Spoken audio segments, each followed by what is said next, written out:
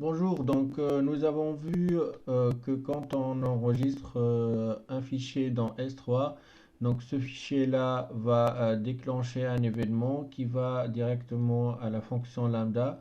La fonction lambda va le traiter et puis va envoyer un mail en cas de succès en disant que voilà, il y a un nouveau fichier qui va de s'enregistrer dans S3. Ok, donc ça, en fait, quand on fait un upload manuel, donc c'est-à-dire on vient dans S3 et on fait un upload manuel. Mais nous, on voudrait bien avoir une interface graphique du genre, par exemple, un site web où on va uploader un fichier et puis l'upload de ce fichier-là va déclencher le processus qu'on vient de le créer. D'accord? Donc, pour ce faire, il y a plusieurs manières. Donc nous, la manière la plus simple, c'est d'aller aussi utiliser le service cloud de AWS. Donc on va dans l'EC2. Donc ça, on l'a déjà utilisé, les EC2.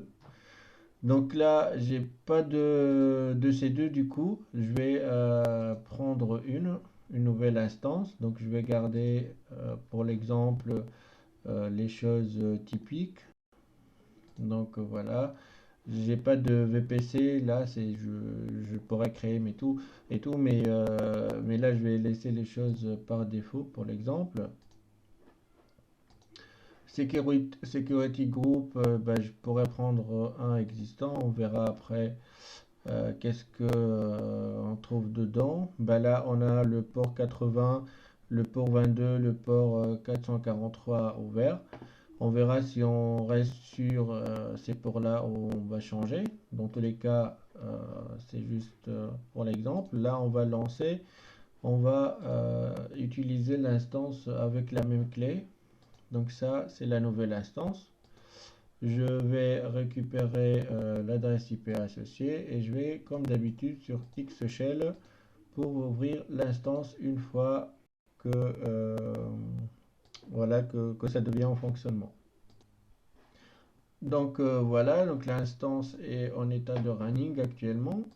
Je vais prendre mon Xshell, je vais changer l'adresse IP. Donc j'ai le SSH qui est ouvert. Et là, je vais accepter.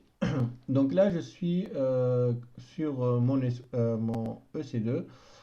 Donc l'idée, c'est que j'ai repéré en fait un programme qui est sur le Git.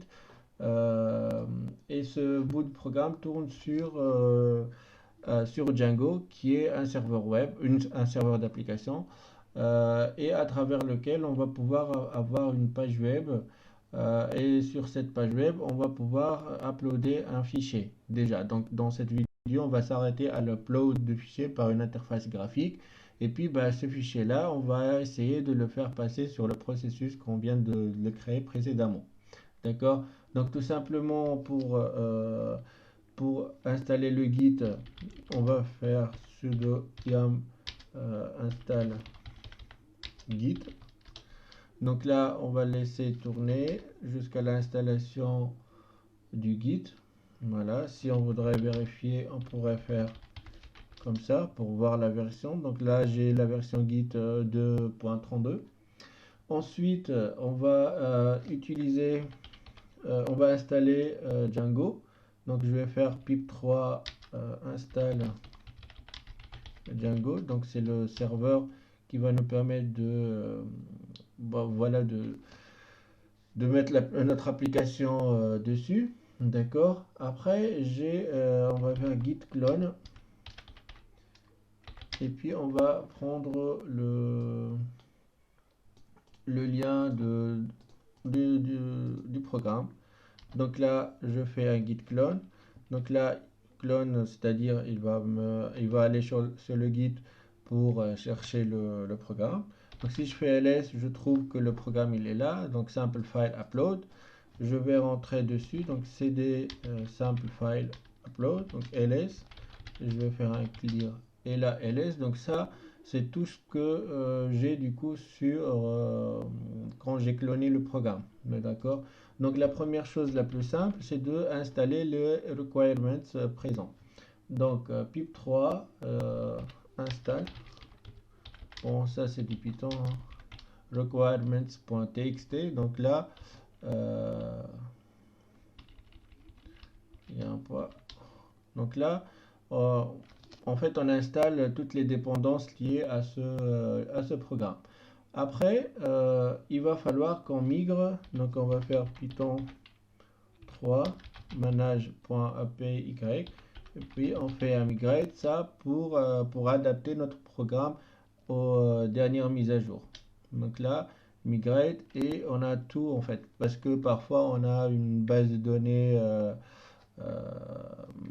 en fait on a une nouvelle base de données qu'on va essayer de la coller avec le programme, ou bien on a des données qui ne sont pas encore stockées, donc il y a des choses qui ne sont pas encore en état de commit, donc on fait ça pour qu'on s'assure que tous les programmes fonctionnent et tous les programmes sont à jour.